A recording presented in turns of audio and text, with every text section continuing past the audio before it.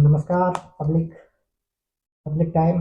आज हमारे साथ वो शख्सियत मौजूद हैं जिन्होंने एक छोटी सी उम्र में एक राजनीतिक में अपना बड़ा ही अच्छा एक मुकाम हासिल किया है और राजनीति के साथ अपने परिवार को संभालने के लिए एक प्राइवेट सेक्टर में भी लंबे समय से जुड़े हुए हैं।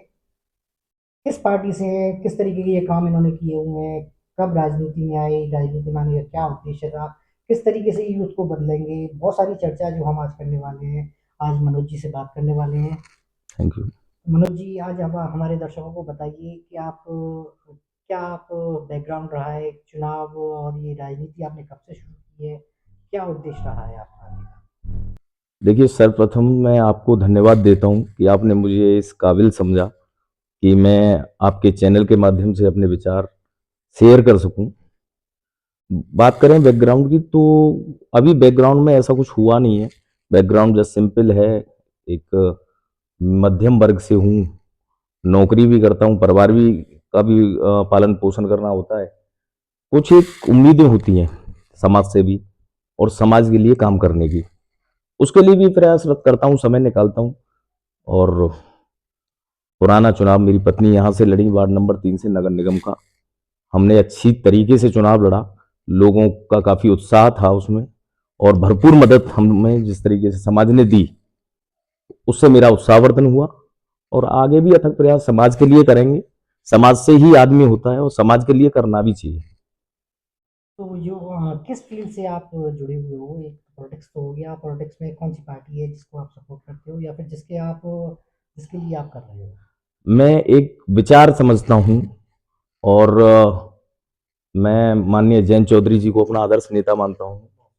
और जिस तरीके से आज की पॉलिटिक्स रह गई है, आपने देखा होगा, एक बहुत ही ईमानदार, शिक्षित और युवा नेता है माननीय जयंत चौधरी जी।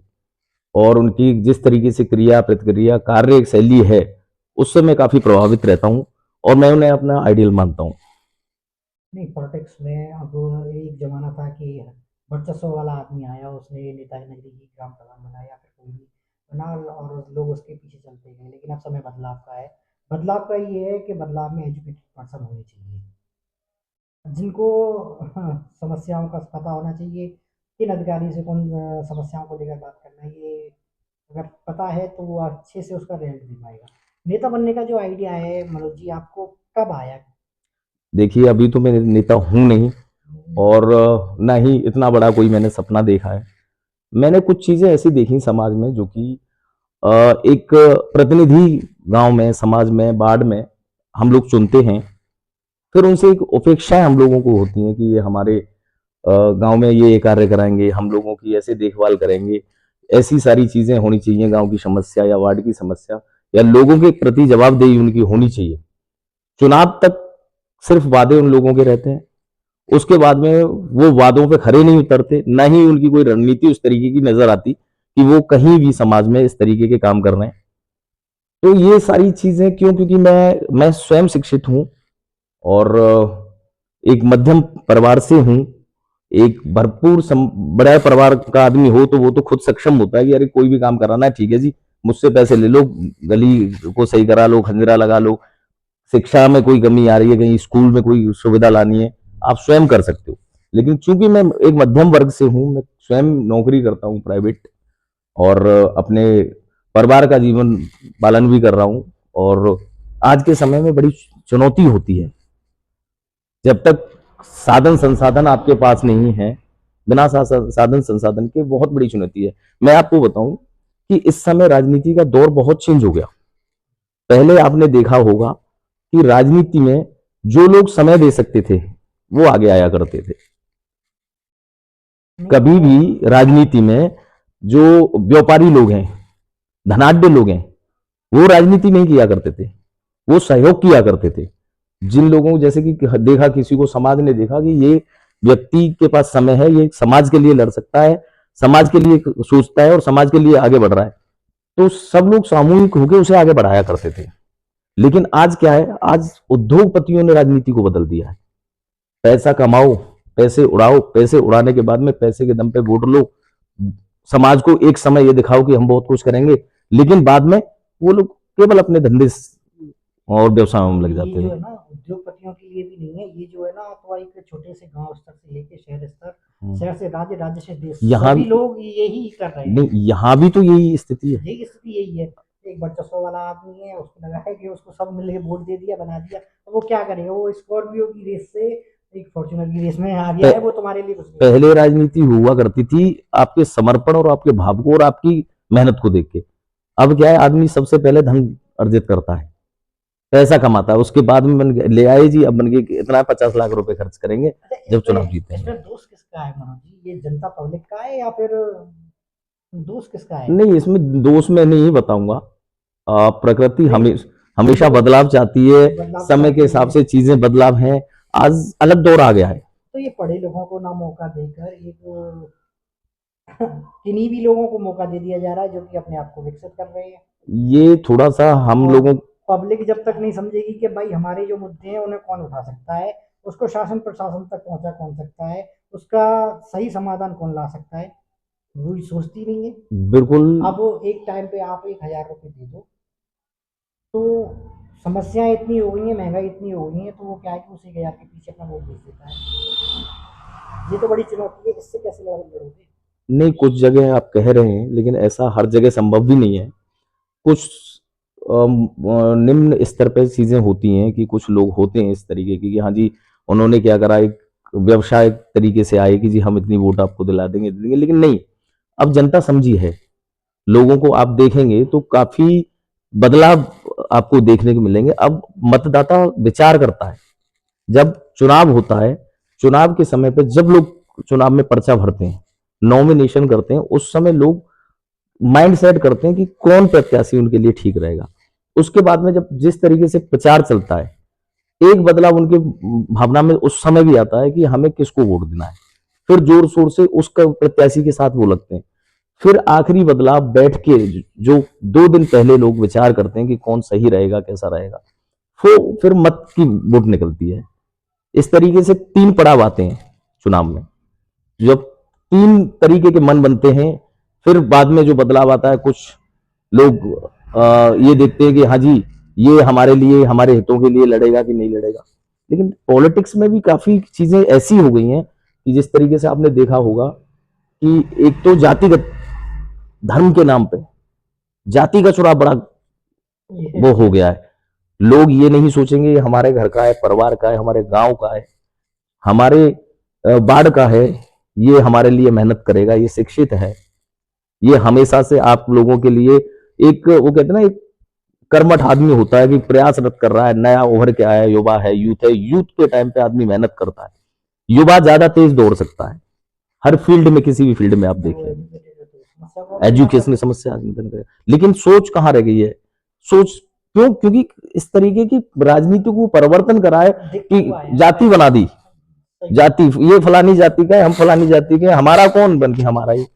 जब तक ये सारी चीजें चेंज नहीं होंगी, जब तक एक नुक्से पे हम नहीं देखेंगे कि हमारी समाज में कौन हम समाज के लिए समर्पित है, है, इस तरीके से ये बदलाव आ सकता ये बदलाव आएगा। लोग समझ रहे हैं चीजों को, काफी बदलाव मैंने देखने को मिले हैं। मेरा पिछला चुनाव था, लोगों ने काफी सारी चीज, लेकिन उस तरीके का चुनाव माहौल एकदम अलग हुआ, लेकिन फिर भी लोगों की जो जन भावनाएं थी, मैं आज भी देखता हूँ, आज भी उस जन भावनाएं से लोग मुझे देखते हैं। आज भी मुझसे कहते हैं कि हाँ जी, शायद मनोज अगर होता तो काफी बदलाव होते, काफी चेंजेस होते। तो ऐसा नहीं है, बदलाव फिर आएगा। हम अपनी मेहनत लगातार ऐसे ही करते रहे, समाज में जिस तरीके से गए हैं ऐसे फिर जाएंगे, और अभी भी समाज के लिए। है। यूथ पावर जो है वो उसको किस तरीके से देख रहे हो आप? देखो, यूथ समाज को बदलने में तो अहम भूमिका यूथ की होती है, और यूथ ही बदलता है। अब यूथ भी और 4 लोगों को समझाएगा तो और हाँ, ज्यादा मेरा भी अच्छा यही रिजल्ट है। निकलने वाला मैं है। भी युवाओं से यही आह्वान करूंगा, सामाजिकता निभाने में ढलें। मैं भी समझता हूँ इस समय परेशानी नौकरी की, धंधे व्यवसायों की है लोगों को। क्यों? क्योंकि ये जो युग है, ये अर्थ का युग आ गया है। बिना पैसे के कुछ नहीं है। नो डाउट यूथ को मेहनत पैसा कमाने पे भी करनी चाहिए, लेकिन यूथ को एक नजर समाज के लिए रखनी चाहिए कि हम इस समाज के ताने बाने से बने हैं।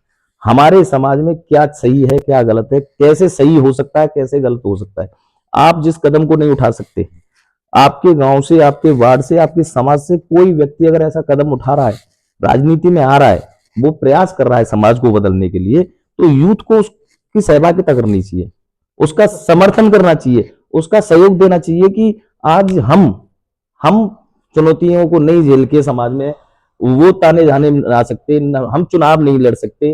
अगर ये चुनाव लड़ रहे हैं, ये यूथ अगर समाज को बदलना चाहता है, तो पूर्णतः उन्हें वैचारिक ढंग से उसके मनोबल को बढ़ाना चाहिए, जिससे कि वो यूथ उस समाज का, उस वार्ड का अच्छी तरीके से पूरी पुरजोर लगा के भला कर सके। क्या मतलब कोई इंसिडेंट ऐसा हुआ जिसमें आपको रुझान आया कि मेरे को तो समाज के लिए भी कुछ करना है, अपनी फैमिली के लिए तो कर ही रहा हूँ मैं? देखो, जो भी मोटिवेशन मुझे मिला है, मेरे पिताजी से मिला है। वो एक सामाजिक लीडर की तरह उन्होंने काम करा है। मजदूर संघ में उन्होंने काम करा है, मजदूरों के और ट्रेड यूनियन के केस भी उन्होंने लड़े हैं, और वो समाज से अच्छी तरीके से वाकिफ हैं। जो मजदूर को उसका अपना, आप देखेंगे प्रताड़ना झेलनी पड़ती है, कहीं मजदूरी करी उसे पैसा नहीं मिला, कहीं नौकरी कर रहे हैं फैक्ट्रियों में, उनकी क्या है ग्रेच्युटी रोक दी, पेंशन वाला मामला तो होता ही नहीं है, लेकिन पीएफ किसी का रुक गया, फंड रुक गया, किसी की बहुत सारी चीजें तनख्वाह रुक गई, लोगों बंद को कर दिया ठीक से गवर्नमेंट। पैसा नहीं मिल रहा है।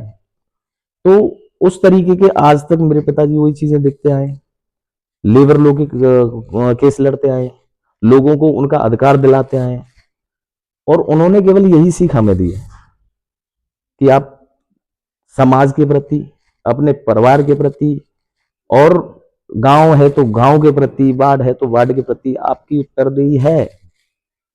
जब तक आदमी केवल अपने ही के लिए ही सोचेगा, तो समाज का विकास नहीं हो सकता, समाज में बदलाव नहीं आ सकता।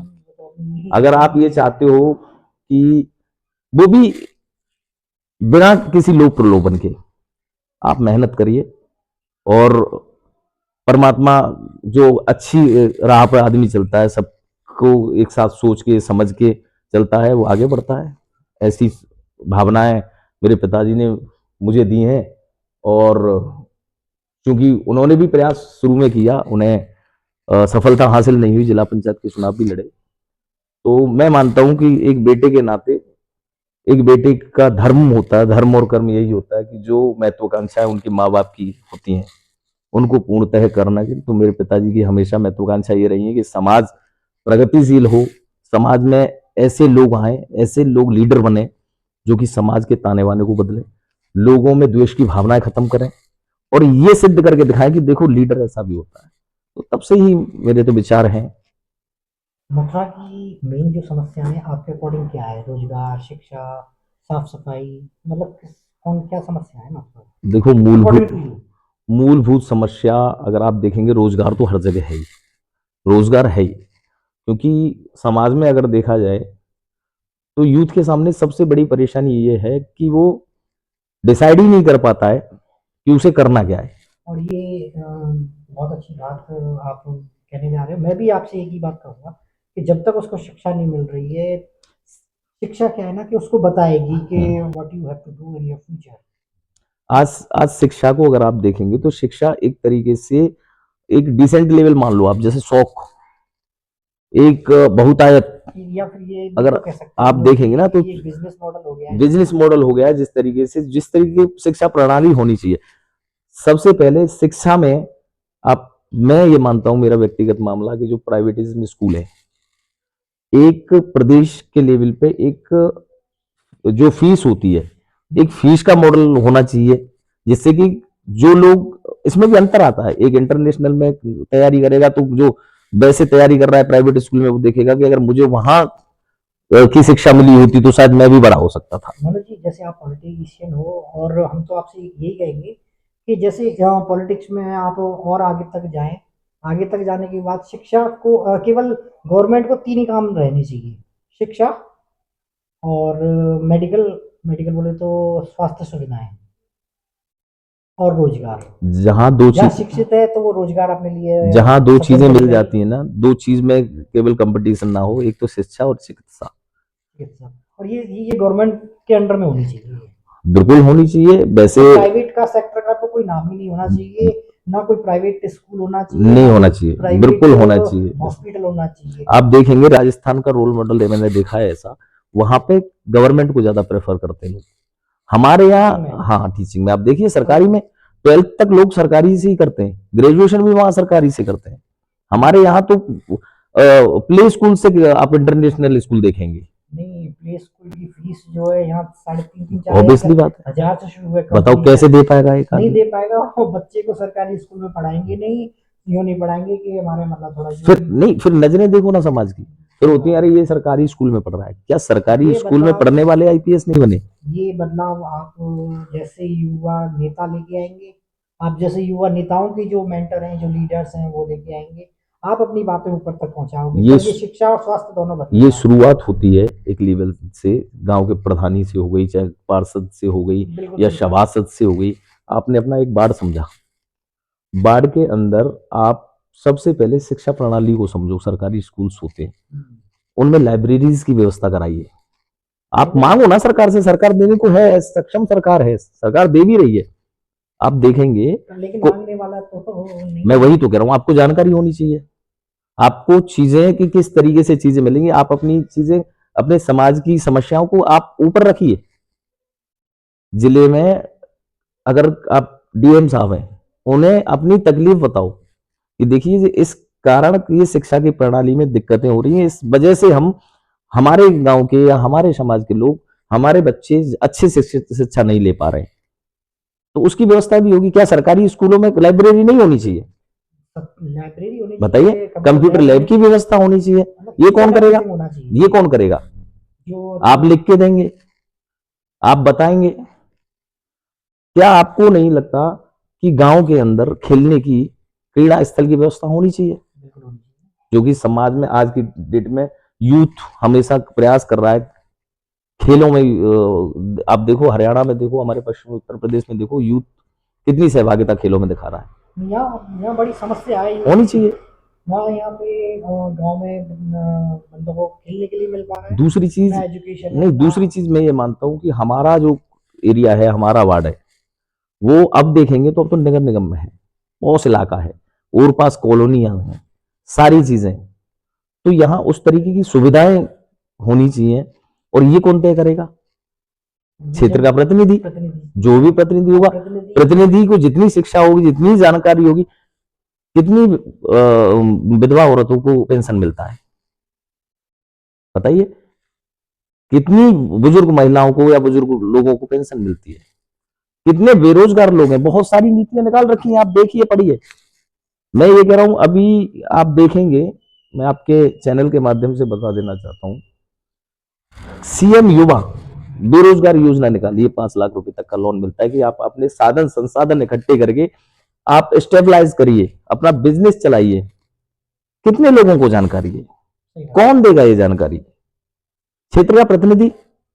आपको जनता ने, क्षेत्र ने आपको प्रतिनिधित्व पद दिया है, उसका अर्थ क्या है? आप समाज का भला करेंगे, आप अपने क्षेत्र का भला करेंगे, आप अपने वार्ड का भला करेंगे। आपकी जिम्मेदारी है कि तुम्हारे क्षेत्र में जितना बेरोजगार युवा है, उसको ये बताना, उसको ये जानकारी देना कि आप भी कुछ कर सकते हैं। 21 साल से 40 साल तक की उम्र के बेरोजगार युवाओं के लिए माननीय मुख्यमंत्री श्री योगी आदित्यनाथ जी ने ये चला रखा है, लोन की सुविधा है, लेकिन जानकारी का अभाव है। कौन देगा?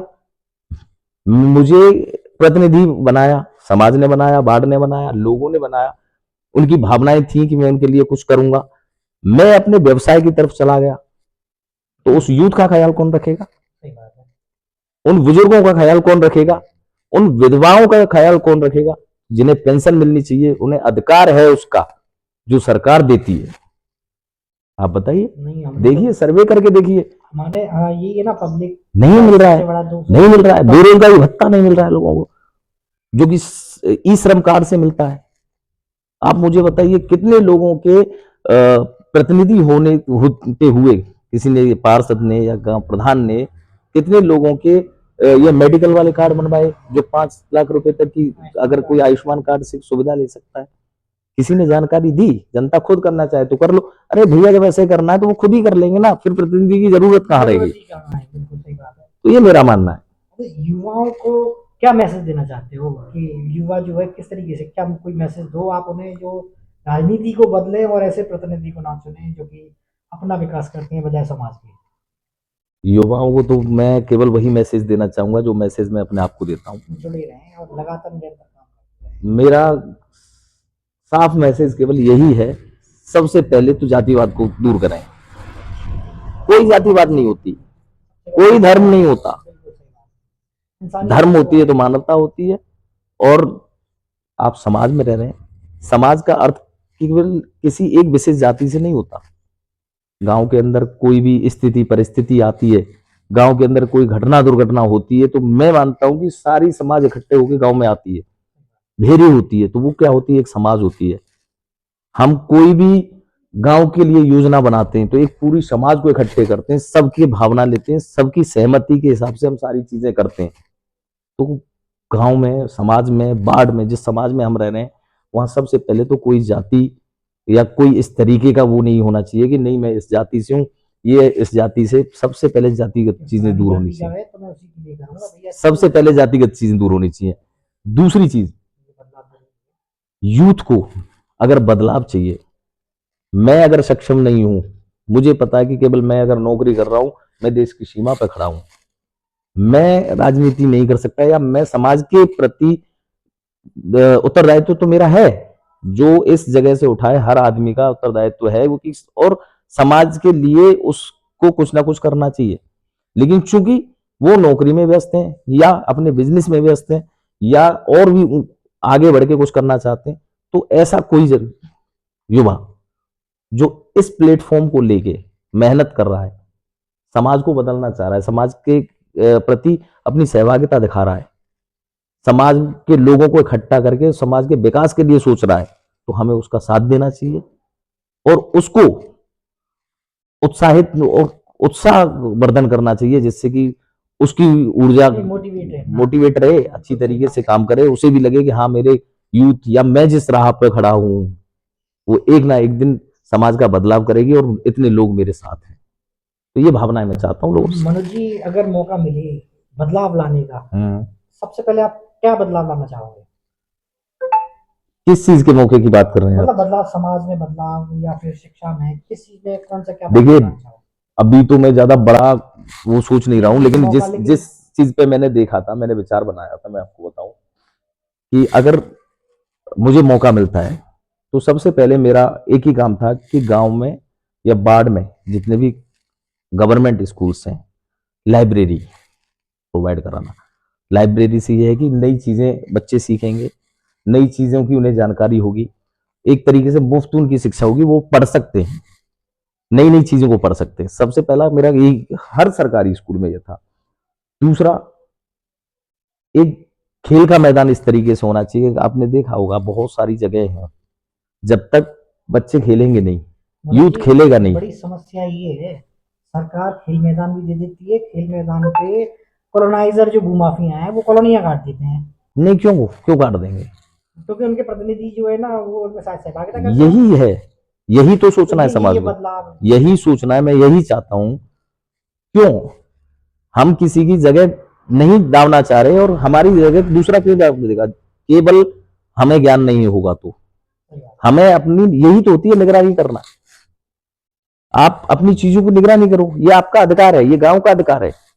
मेरे क्षेत्र में कॉलोनियां कटती हैं, मेरे क्षेत्र में कॉलोनियां, चाहे मैं चुनाव जीता हूं चाहे नहीं जीता, लेकिन मैं इस चीज को आपसे वचन दे रहा हूं कि मेरे यहां पर जो गांव समाज की जमीन है उसे कोई कॉलोनाइजर नहीं घेरेगा और ना ही घेरने की हिम्मत करेगा। कॉलोनाइजर, आप अपना काम करो, आपने जितना पैसा दिया है उतनी जगह आप लो, उनमें कॉलोनियां बनाओ, आप व्यवसाय कर रहे हैं, अच्छी बात है।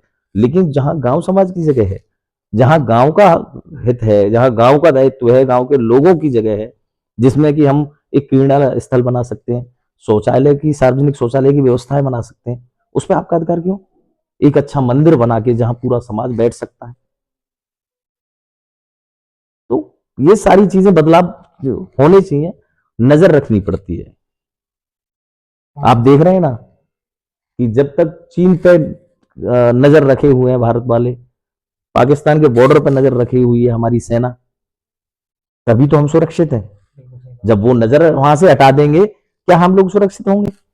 प्रतिनिधि अगर तुम्हारी नजर रखने वाले हैं तो वो तुम्हारे बस बस। स्वास्थ्य को भी देखेंगे, तुम्हारी चिकित्सा को, जी जी। तुम्हारे एजुकेशन को भी देखेंगे, और तुम्हारी खेल कूद जो भी है सबको देखेंगे।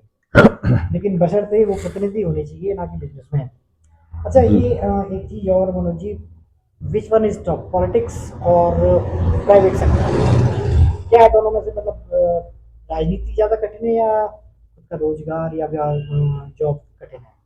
ऑब्वियसली एक गुजरा हुआ समय था जब जो आदमी समाज सेवा करने के लिए आगे बढ़ता था, तो उसे उद्यमी, व्यापारी और समाज के लोग आगे बढ़ के उसका सहयोग करते थे कि हाँ, बढ़ो, आगे बढ़ो, ये एक दिन हमारी आवाज बनेगा।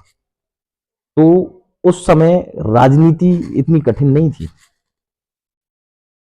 उस समय राजनीति इतनी कठिन नहीं थी, नौकरी करना बहुत आसान था कि नहीं?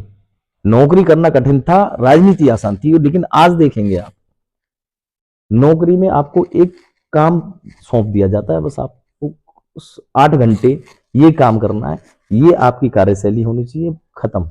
इतनी तनख्वाह, आपकी पगार फिक्स है, आपको पगार मिलेगी, कोई रिस्क नहीं है। तनख्वाह आपको मिलेगी, आप ये काम कर जाइए, सुबह 10 बजे से लेके शाम के 5 बजे तक आप ये कर जाइए, 8 घंटे आप अपनी ड्यूटी करिए, उसके बाद में आप पूरा समय अपने परिवार को दीजिए। तो नौकरी कठिन नहीं है, नौकरी में पता है हमें क्या करना है, ये काम करना है बस। लेकिन आज की डेट में अगर देखेंगे तो राजनीति बहुत कठिन है, जन भावनाओं को संभालना बहुत कठिन है।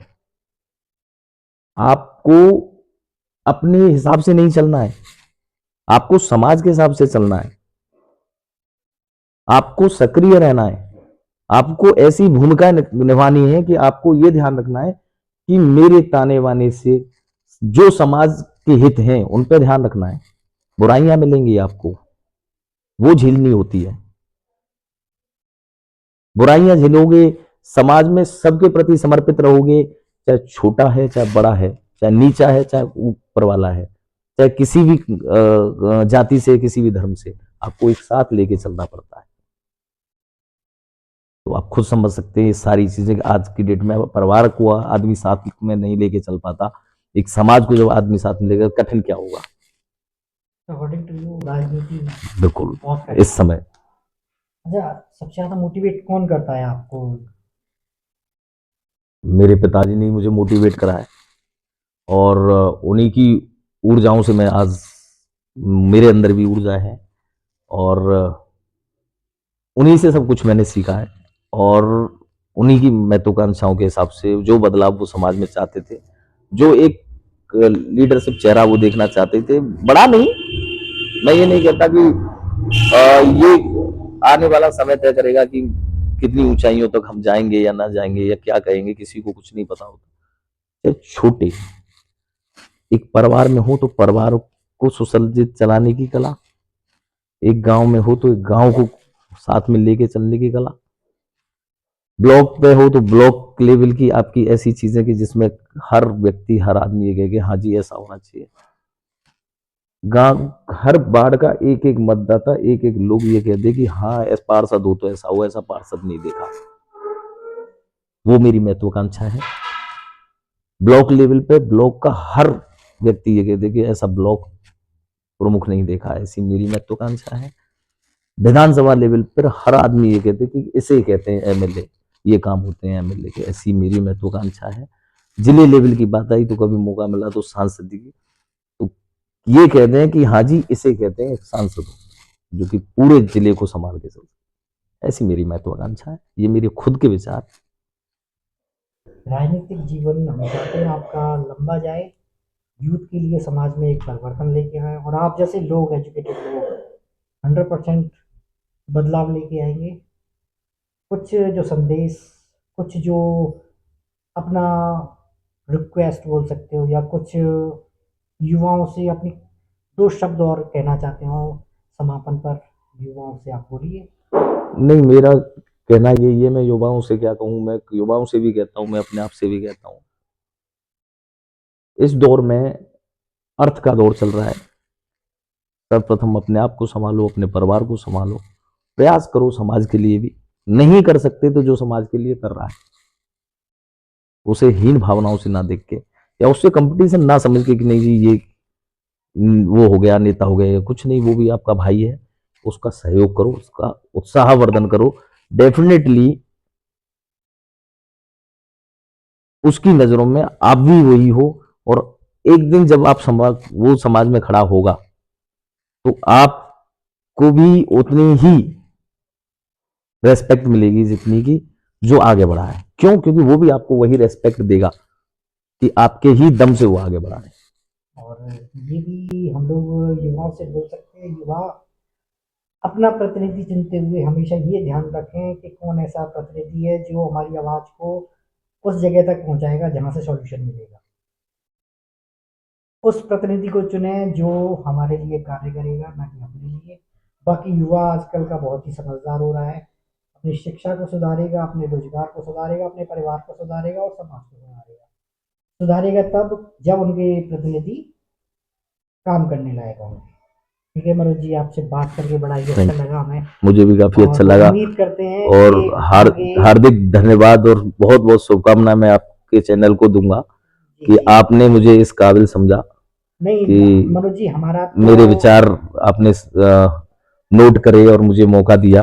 मनोज जी एक एक्चुअली बात ये है कि हम लोग भी चाहते हैं कि समाज में एक बदलाव आए, और बदलाव आप लोग लेके आएंगे। हम लोग आपकी बातों को दिखा सकते हैं, समाज की बातों को दिखा सकते हैं। हम लोग दिखाना, हमारा काम क्या है? दिखाने का। निसंदेह और आप लोग भी, करोगे। आप लोग जैसे भी पत्रकारिता में आएंगे तो बिल्कुल बदलाव आएगा। बिल्कुल मैं इसके बदलाव। लिए भी काफी धन्यवाद देता हूं और पॉलिटिक्स में शुभकामनाएं आपको अग्रिम भविष्य के लिए देता हूं कि बहुत आपके बहुत चैनल बहुत बहुत धन्यवाद। अच्छे लेवल पे और सही कारनामों में नहीं, उत्तम भूमिका निभाएगा। हम तो मनोज जी अपना, बिल्कुल हमारा तो कॉन्सेप्ट ही अलग है। हम तो एजुकेशन और शिक्षा इन सबको बेहतर करने के लिए लड़ाई लड़ रहे हैं, और आप जैसे लोग हमारे प्रतिनिधि बनते हैं तो हम लोग, हमारी बातें, हमारे समाज की बातें आगे तक जाती हैं और उनके लिए सॉल्यूशन मिलता नहीं, है। हमेशा बहुत यही बहुत रहेगा। बिल्कुल धन्यवाद ठीक मनोज है, जी। Thank you.